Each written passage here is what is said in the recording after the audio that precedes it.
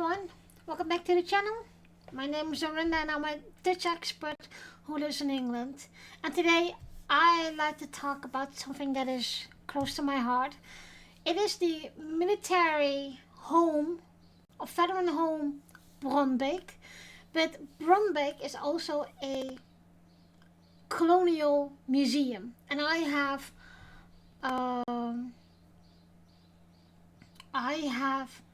done volunteer work there for a while till I moved over to England. And this also has bonds with English veterans who from time to time, I believe it is November or September, that they are coming over with English taxis here to the Netherlands. And but it is very nice. What I'm going to show you is a little video how it looks like. They will have a new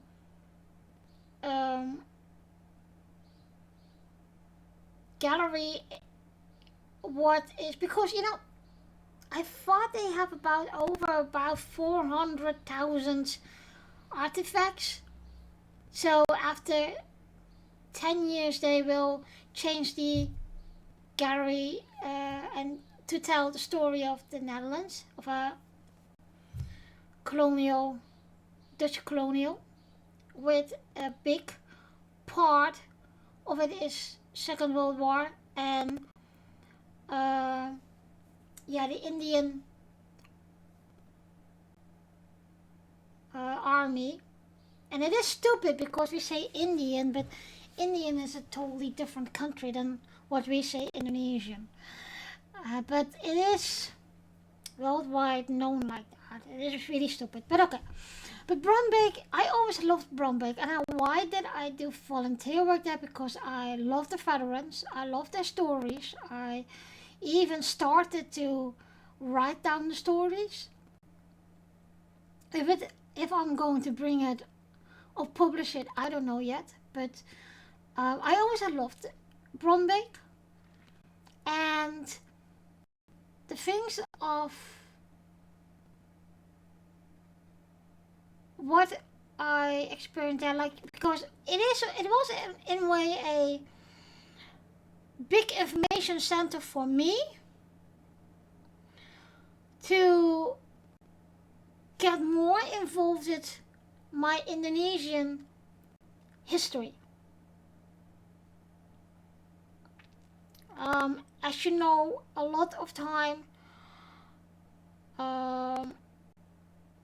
the first generation will not talk about that period of time and in history and in their own family history. The second generation is curious about it. And the third generation is like, I'm feeling more Dutch than I do Indonesian or Moluccan. And the way of me being this interesting is I wanted to know why I act in certain ways or why I am feeling this. And knowing your family history and knowing your history from both sides, and that's why I'm always saying I am a bridge builder, because I'm half Dutch, half Indonesian. So I can understand both parties at that time. And there was something very beautiful. There was one of the bosjesmannen in Africa who always said, I am a mixed person, means I'm half African, half European.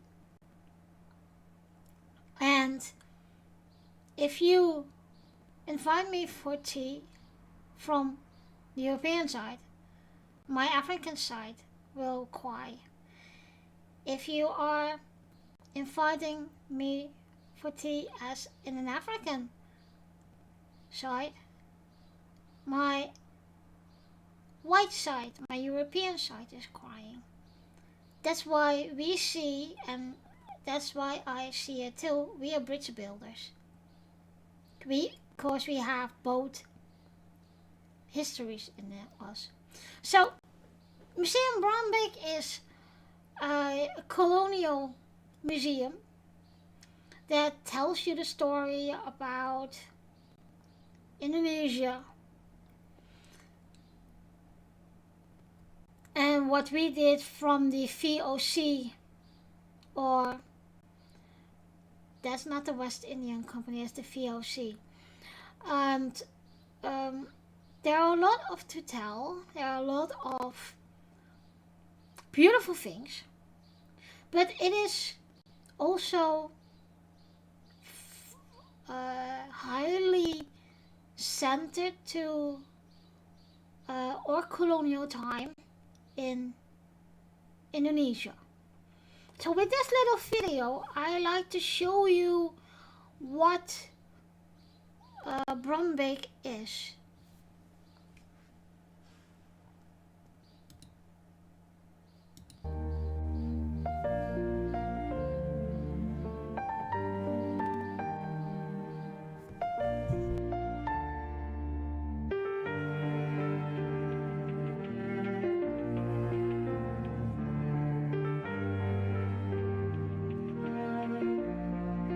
On the edge of the Veluwe, close to Arnhem, lies Bronbeek.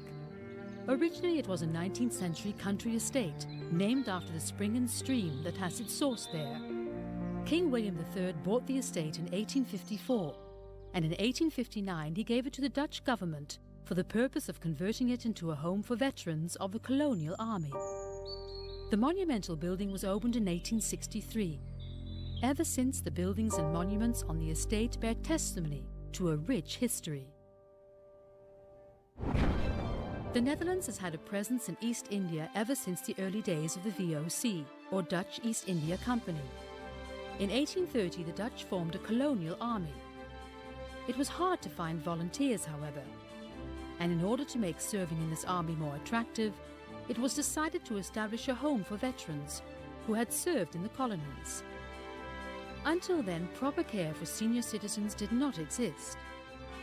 For this purpose, King William III gave his own estate to the Dutch government, on the one condition that the estate would never be used for any other purpose. The Dutch state accepted the gift, and Colonial Military Invalids Home Bronbeek was founded by royal decree. The reigning monarch is Bronbeek's patron.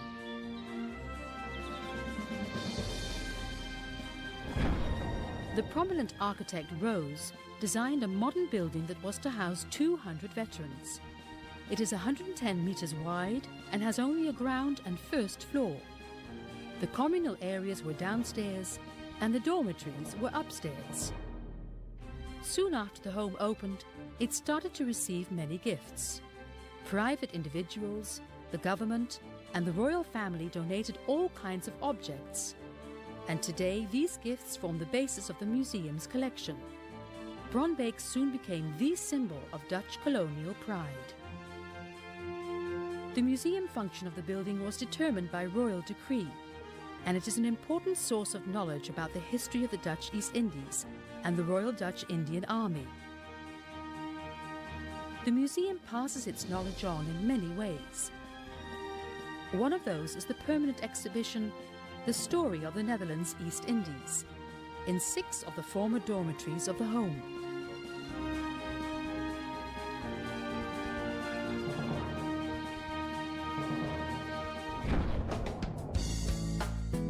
Colonial Military Invalids Home Bronbeek opened its doors on the 19th of February 1863, coinciding by no coincidence with King William III's birthday. Each year to this day, the date is celebrated with a group photograph of the current residents. Flowers beneath the king's bust. And a festive get-together. Dit is een breed gedragen initiatief vanuit alle politieke partijen. Nou, als jonge god, hè?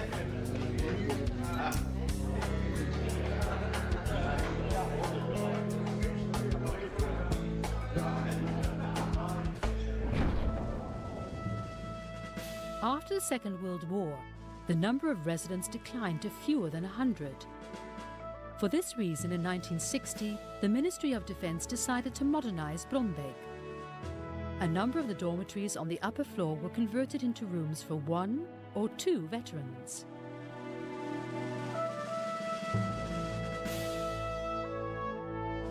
Princess Margriet reopened the modernised Bronbeek on the home centenary in 1963.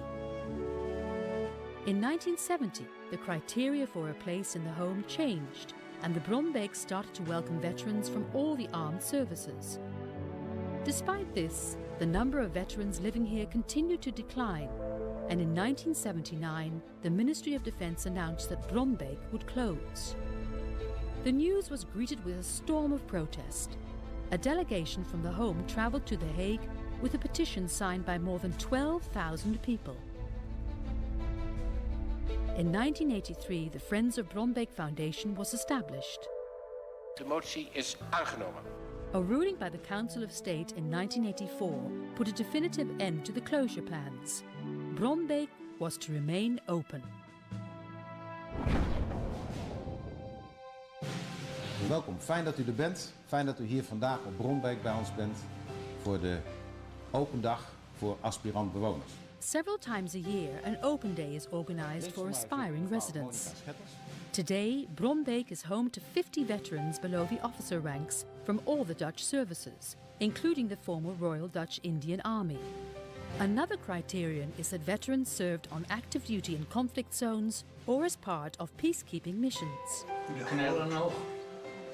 Dag meneer. Ik ben uiterst tevreden. Ja. Je kan hier best vertoeven. Ja. Als je je eigen vrienden maar uitzoekt, want er zijn 50 verschillende karakters. Hè? Ja. The home is an instrument of the Ministry of Defence's Veterans Policy. Carers and nursing staff work in shifts around the clock at the home. They provide help with residents' personal hygiene and organize activities. Each day, the residents enjoy freshly cooked meals in the dining hall.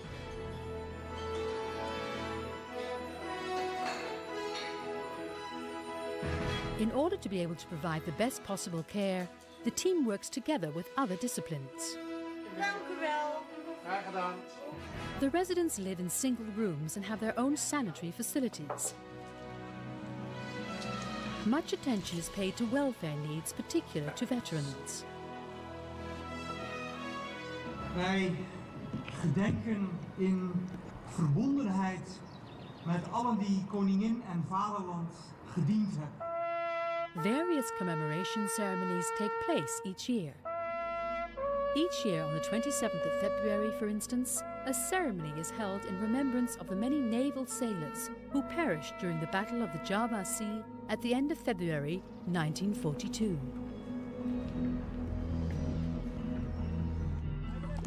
All kinds of activities are organized each week, whereby volunteers provide support.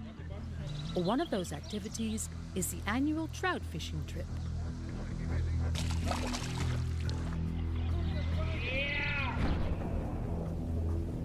Graag heet ik u welkom bij de jaarlijkse herdenking van de opheffing van het Koninklijk Nederlands-Indisch Leger op 26 juli 1950.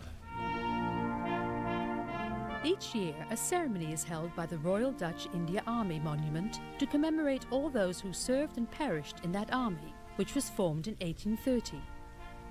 It undertook many missions because the colonial government wanted to gain more control on the empire of islands. When Indonesia became independent towards the end of 1949, the Royal Dutch Indian Army no longer had a purpose. 6 months later, on the 26th of July 1950, the army was disbanded.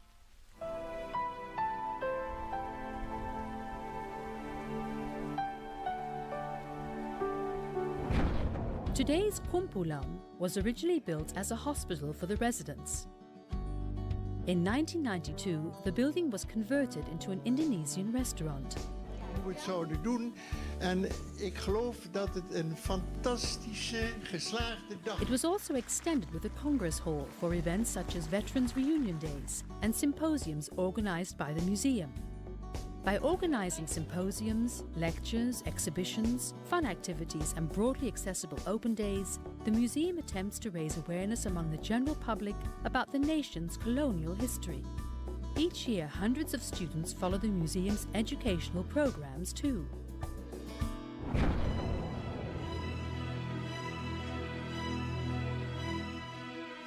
Over the years, a lot of knowledge and experiences have been collected and built up at the museum.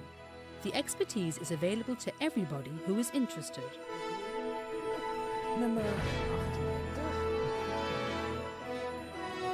On the annual Christen Days and Photo Days, the museum makes expertise available to visitors with questions about weapons and photographs from Dutch India that they bring in.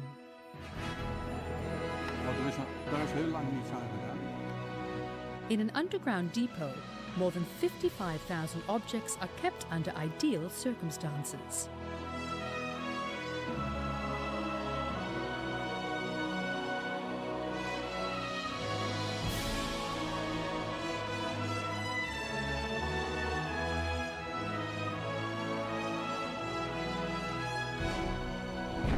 Bronbeek is an important venue for remembrance ceremonies. The Ministry of Defence maintains the monuments on the estate and organises or facilitates the remembrance ceremonies, many of which commemorate events in Southeast Asia during the Second World War. Vandaag, 27 augustus, herdenken we de slachtoffers van de dodenspoorwegen. Werkende mannen, in de hitte. Ze zuchten, ze zweten. Ze beleven een tijd die ze nooit zullen vergeten.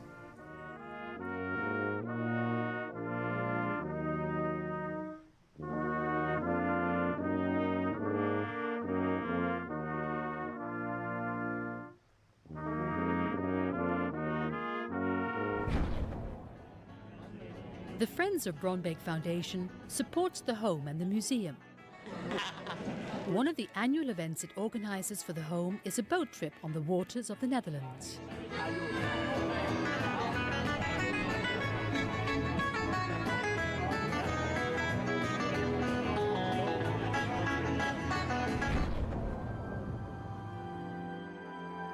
Most of the residents stay at Bronbeek until they die. At funerals, the residents gather in uniform at the commander's house, together with family and staff. Before the hearse leaves, the commander reads out the deceased's life story.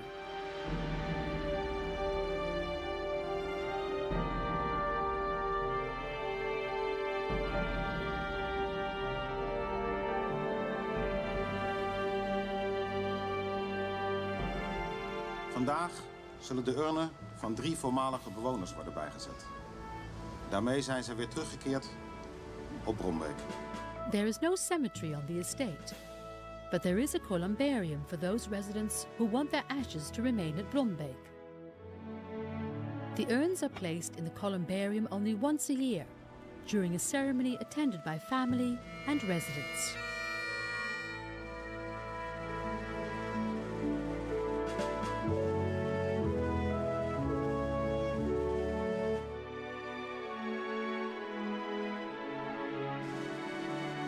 Bronbeek, home to Dutch veterans and the place where Dutch colonial heritage is kept alive.